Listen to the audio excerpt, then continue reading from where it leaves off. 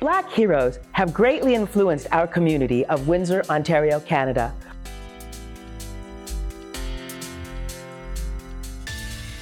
Working for inclusion and equity for all. In this unique Black History Month series, brought to you by Family Fuse and the Black Council of Windsor-Essex, we highlight some of those leaders and pioneers, shedding light on their contributions and the legacy upon which we stand.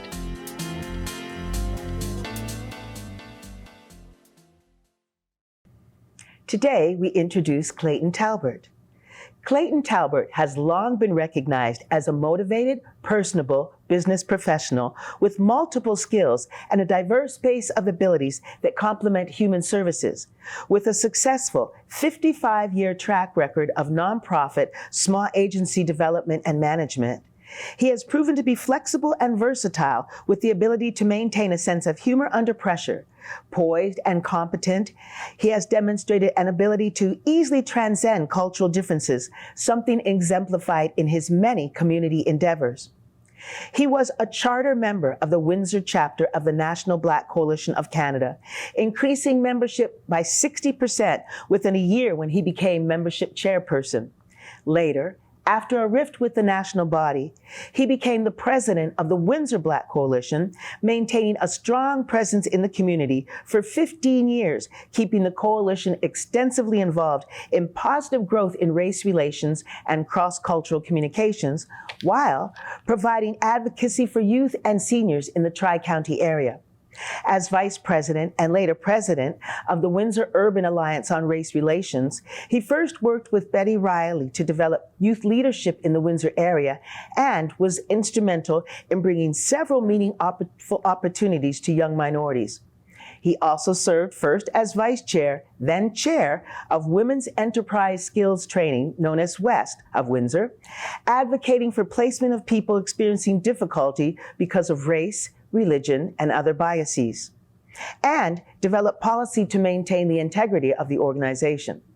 Finally, he is a revered elder with the Black Council of Windsor-Essex, where he lends his wisdom in an advisory capacity.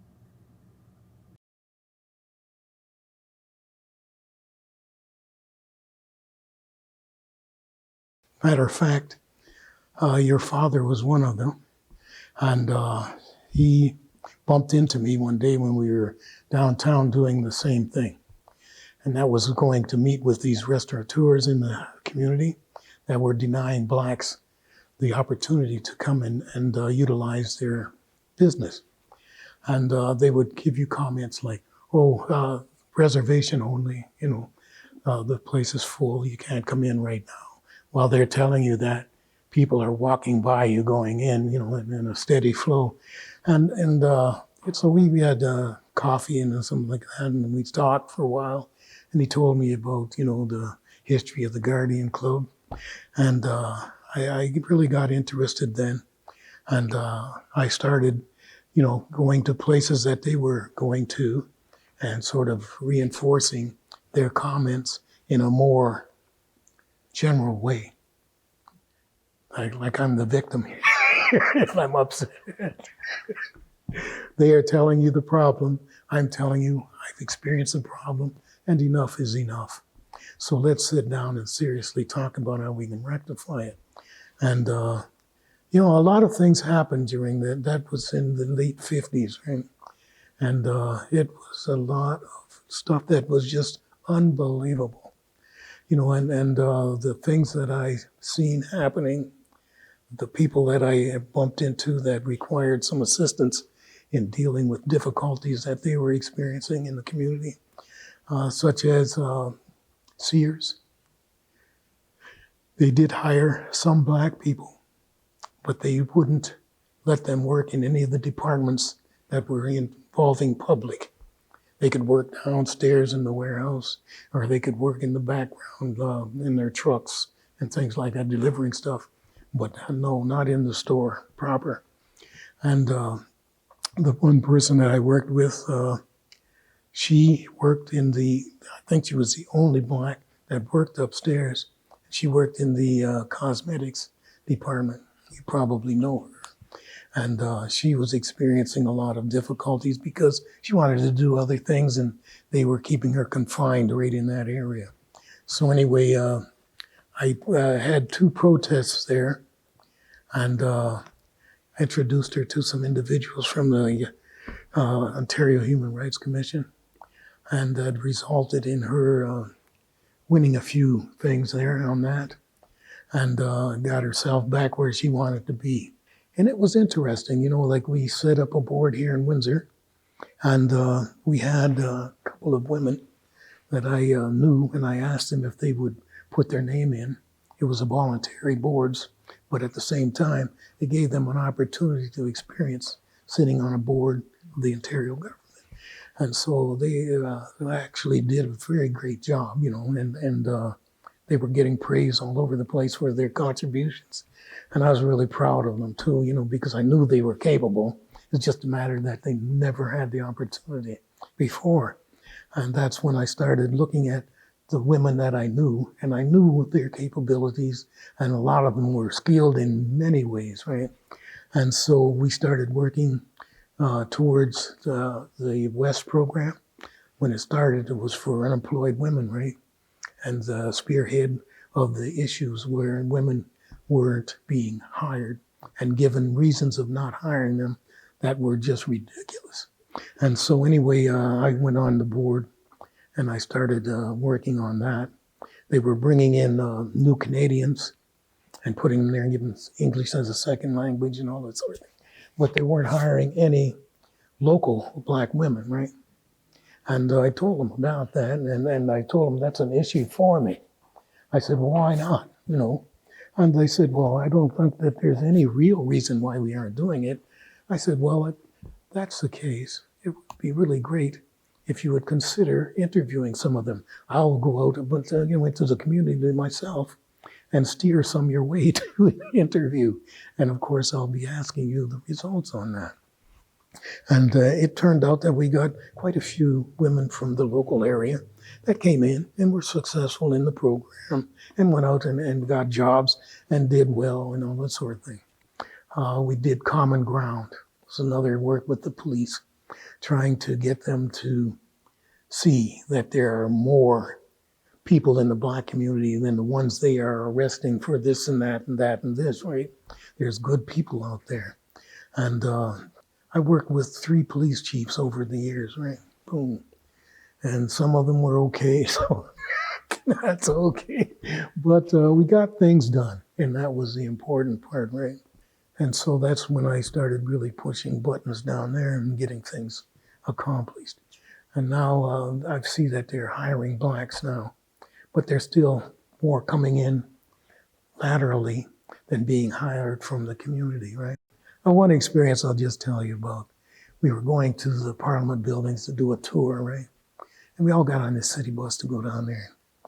And so anyway, we were sitting there, well, 7 of us in the bus, and a couple of guys that were in the university come in there and talking about, oh, I guess, well, the niggers must be in the back. Excuse the word. But they walked in there, ha, ha, ha, ha, like it was a major joke, right, that they were saying. I said, well, I guess you better go sit in the back. The guy turned around and he saw me. Oh, Clayton, I was just joking. I said, nobody's laughing except you. I said, and like I said, you can go sit in the back. And I'm not joking. Made him go sit in the back. And when we got back to the tour, from the tour back to the university, I took him to task on that. And I said, listen, I said, as far as I'm concerned, this is a leadership thing that we're working on here. And when you go back to your community, like they had people there from all over Canada, right? You go back to your community, I don't think that you're fit to be a leader just from the way you think things that are funny have to roll off your tongue in a racist way. And as far as I'm concerned, I'm going to the board of directors here and I'm going to tell them what you did. And so it ended up, he had kicked out of the school, right? And so people were coming up, oh, why don't you go in there and say, well, you don't have to kick him out of the school. No, I said, he should be kicked out of the school. I said, and I'm not going to back off. I said, if he has to leave tonight, I'll take him to the bus station.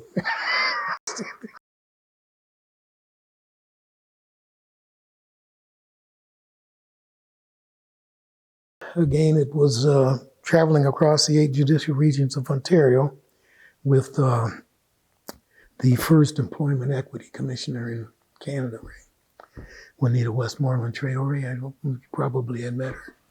And we traveled across there. I was one of the front runners that went to the community organizations in the different cities that I visited and sat up with the community groups for her to come in and present her plans for what she was going to do while in office.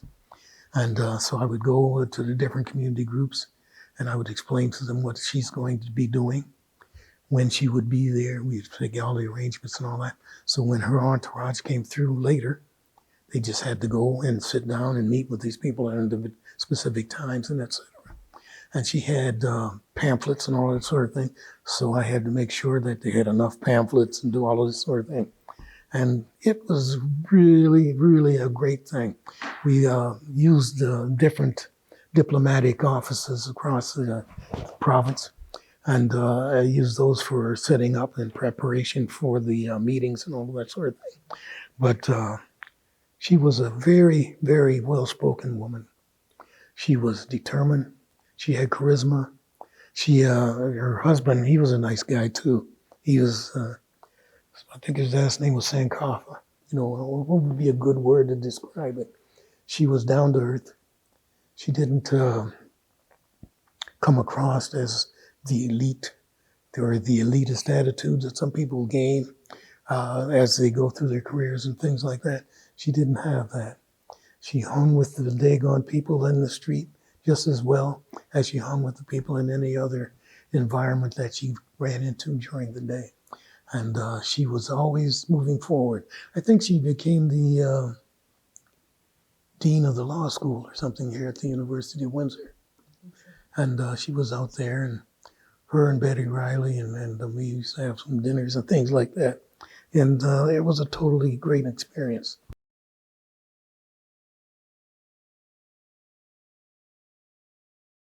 That's a tough question. I shouldn't say a tough question, but it's one that I've mulled over time and time again. And the best thing that I can say to young people that are out there and just starting to breach into their education or breach into a job or breach into a career, that that there was a time in our lifetime when they would not have had that opportunity to get into that field. But the people fought to help them and assist them have an opportunity to get into those positions. And it's still not the way it should be, but we've moved a long ways. And it's because of people that are having the insight as to say, look, I am not making $1 million doing this, but it is really making an inroad for our youth. And our youth is our future. And our future is important. And don't be afraid to put in a few hours helping people, giving people advice, and going out and gaining knowledge. Go to workshops, go to symposiums, go to seminars and learn. If you get a job, even if it's a summer job, and they offer you the opportunity to go to some classes in something, go. Take advantage of it every time. There's always something to put in your backpack that'll stay there for the rest of your life. Because if you want to be recognized as a human being and given the appropriate respect, then you have to start off when you're young. You have to know discrimination when you see it. You have to know racism when you see it. And you have to have some ideas already in the back of your mind as to how you're going to deal with them. And hopefully without violence.